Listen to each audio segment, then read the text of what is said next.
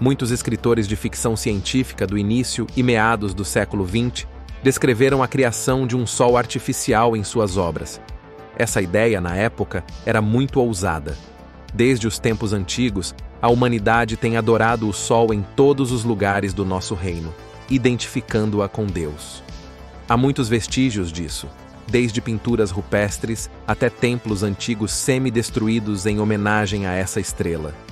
O que motivou esses escritores no desenvolvimento de tal enredo? Infelizmente, eles não precisam mais perguntar isso. Com o advento do século XXI digital, começamos a entender cada vez mais que os escritores de ficção científica eram artistas, descrevendo esse processo da natureza. Você acha que isso não pode ser? No entanto, em nosso século, ou no máximo, o que se descobriu na prática é inventar bronzeamento artificial para bronzeamento artificial, e essas não podem funcionar independentemente por conta própria. Algo mais sério na criação de análogos do Sol não funcionou. Os eruditos de qualquer nível sinalizam para sua própria impotência na implementação de tal ideia, apesar do fato de que parece que já alcançaram a criação de colisões. Por que, então, precisamos desses coletores? Bem, vamos começar com uma foto que estava anteriormente presente em um dos artigos anteriores. Este é o ano de 1901, na cidade australiana de Adelaide King William. Como vemos no topo da Câmara Municipal, algo estranho está queimando oficialmente brilhante, muito maior do que as lâmpadas comuns em 1920. Mais tarde, este item está presente, mas queima com muito menos frequência.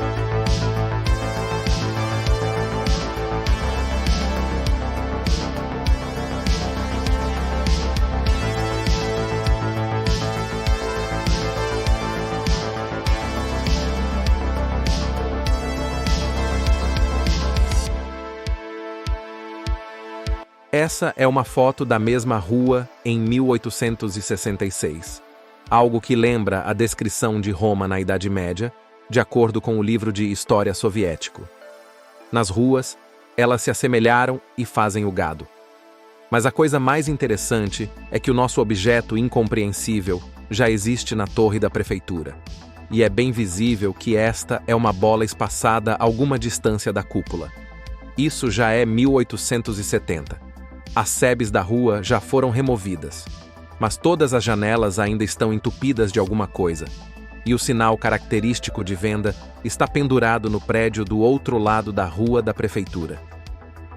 O que aconteceu na Austrália naquela época parecia que havia uma catástrofe no hemisfério norte, fluxo de detritos e tudo mais, e aqui temos um quadro semelhante.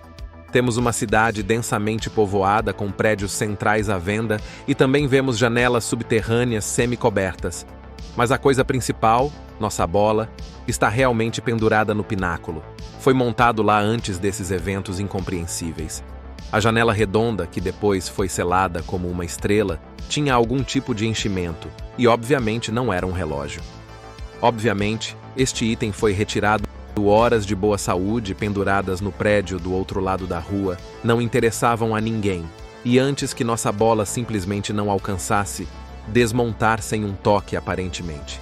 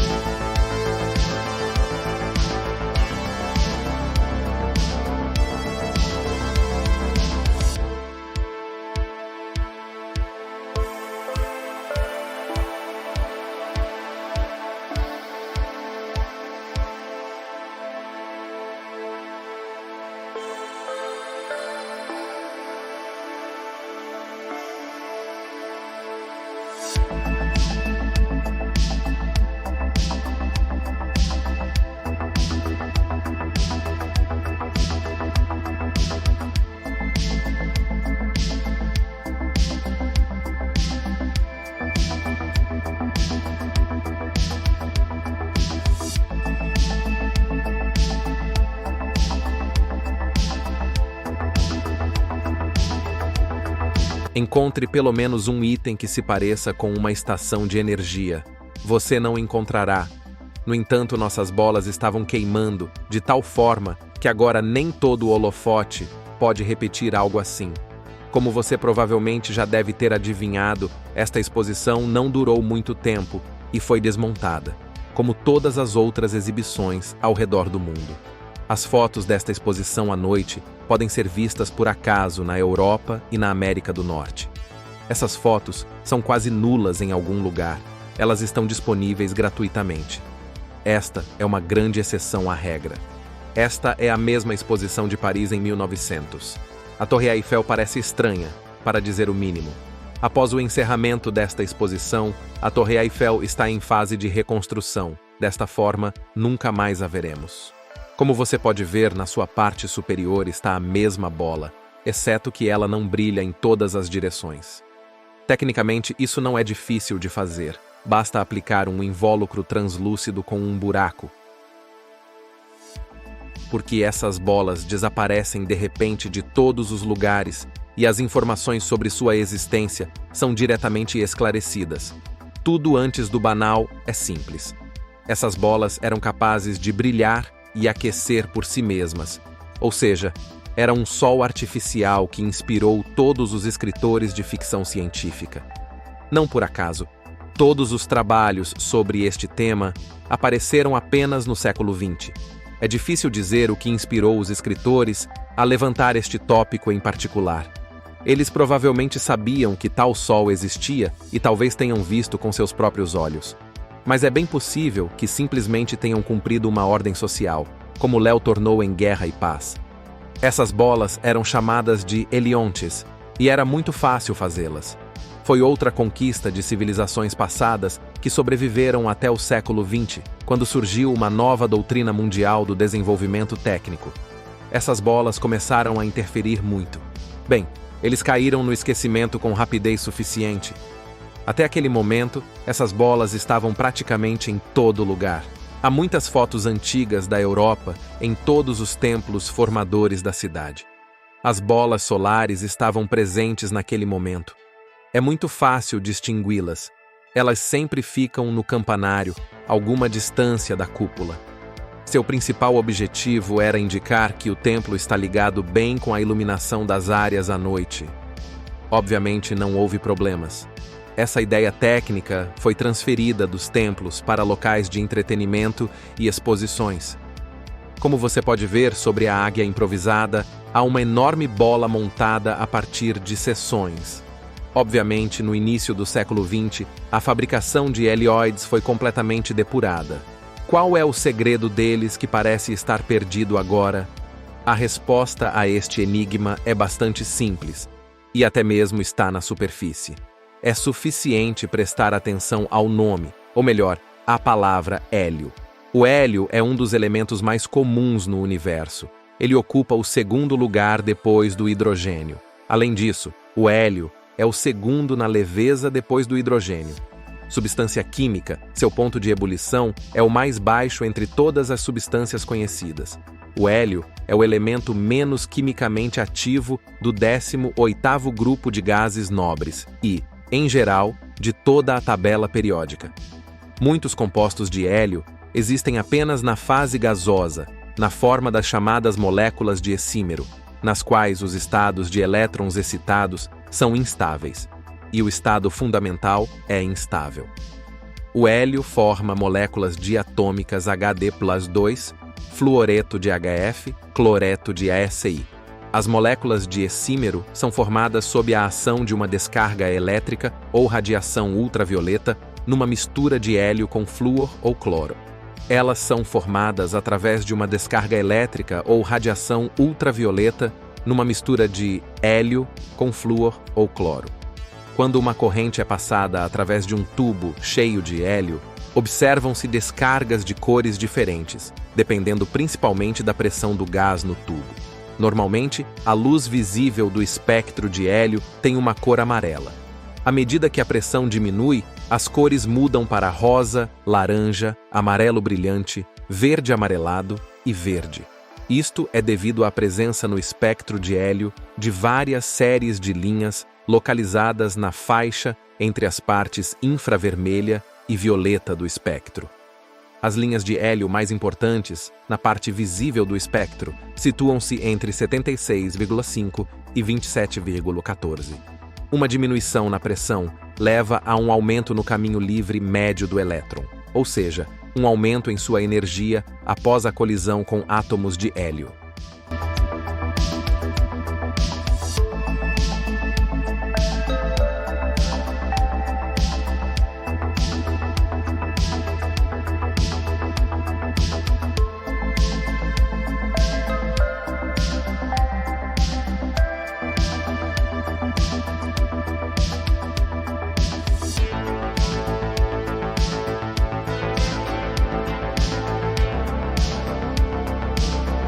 Isso leva à transferência de átomos para um estado excitado com maior energia. Excimer, excimer inglês, originalmente um atalho para um dímero excitado do inglês exerdimer, é uma molécula dimérica ou heterodimérica de vida curta, formada a partir de dois tipos de átomos, pelo menos um dos quais está no estado excitado por elétrons.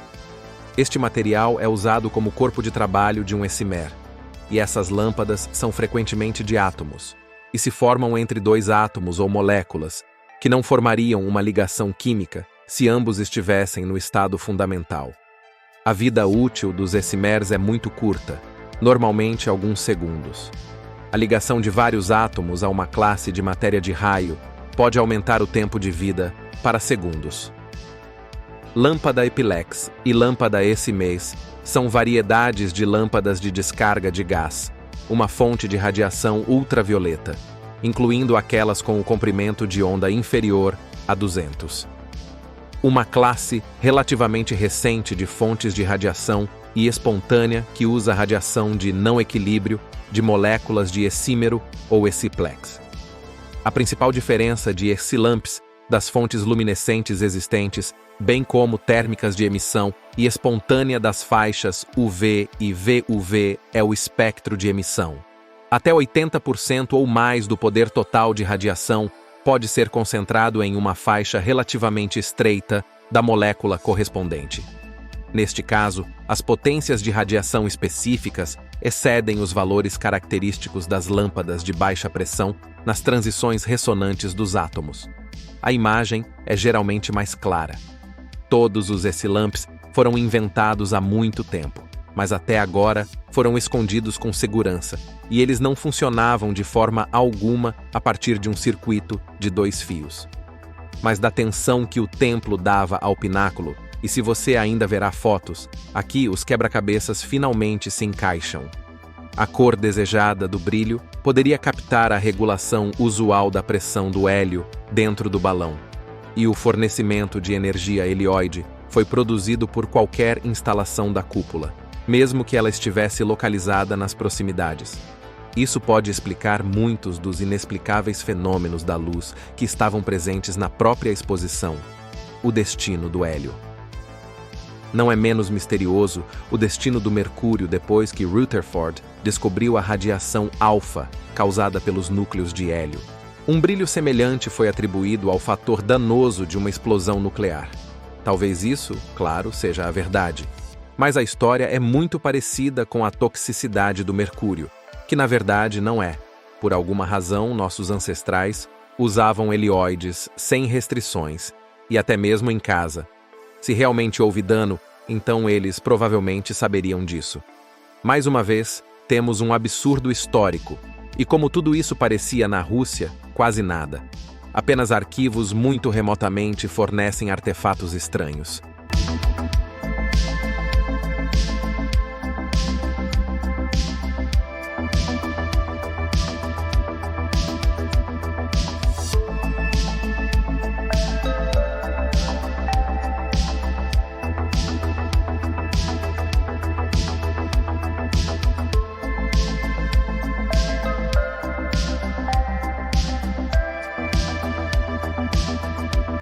Esta é uma cruz do Timus na torre do sino de Ivan o Grande, no Kremlin. Que tipo de bolas estão nele não é difícil adivinhar. Você pode entrar em muita controvérsia sobre o fato de que o Kremlin juntamente com os edifícios internos, foram anteriormente mesquitas. O fato é que após o ano de 1812, todas as cúpulas das igrejas em Moscou e toda a Rússia foram substituídas. Isto, apesar do fato de que em todo o resto do mundo, os relioides nos pináculos continuaram pendurados até o início do século XX. Quem ganhou a Guerra de 1812, no entanto? Nem tudo é tão ruim para ocasiões. Particularmente, os helioides ainda estavam incluídos, embora em um padrão temporário.